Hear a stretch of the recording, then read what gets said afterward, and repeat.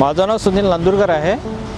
माझ्या घरी काल 2 तारखेला सकाळी 4:58 भावाचे चिल्लाण्याचा आवाज आला।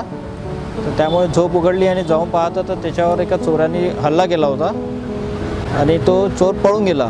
त्याच्यानंतर त्याला जे मार लागले होते, जेव्हा मग त्याला ॲडमिट करायसाठी आम्ही गेलो तेव्हा मी घरी पाहतो तर माझं पर्स नाही दिसले, मोबाईल पण दोन्ही गायब होते।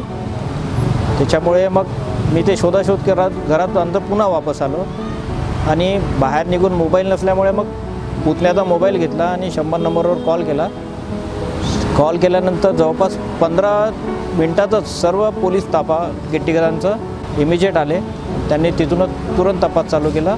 जसं CIDमध्ये एका घंट्यात एपिसोड संपवतात तसं हे चोरीचा तपास त्यांनी एका घंट्यात संपवला, त्यामुळे त्यांचे खूप धन्यवाद देतो मी। पाणी गेल्यानंतर ताबडतोब 4 टीम तयार करून आमच्या एरियातील संशयित गुन्हेगार, सराईत आरोपी यांना चेक करण्यासाठी पथक नेमून सगळ्यांना पाठवण्यात आलं। संशयित आरोपी याला पकडून आणल्या गेला पोलीस स्टेशनला।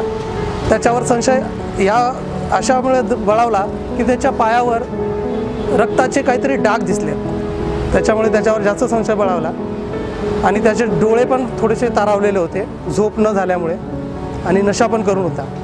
मग पोलीस स्टेशनला आणल्यानंतर बऱ्याच वेळ त्याला फोडण्याचा प्रयत्न केला पण तो लवकर फुटला नाही। दुपारच्या वेळेला त्याने कबुली दिली की हो, झालेला प्रकार माझ्याच हातून झाला आहे म्हणून, आणि त्याने चोरलेलं सगळं साहित्य त्याने काही 1-2 ठिकाणी लपवून ठेवलं होतं, त्याच्याकडून ते रिकवर करण्यात आलेलं आहे। सदरची घटनेची कारवाई एकदम फास्ट घडली आहे। यात सगळ्यात महत्त्वाची गोष्ट अशी की सध्या उन्हाळ्याचे दिवस आहे। या उन्हाळ्याच्या दिवसमध्ये घरामध्ये मोठे मोठे कूलर लावले जातात आणि त्या कूलरच्या आवाजामध्ये घरात कोणी घुसतो किंवा दरवाजा खोलतो हे त्या घरातल्या व्यक्तींच्या लक्षामध्ये येत नाही।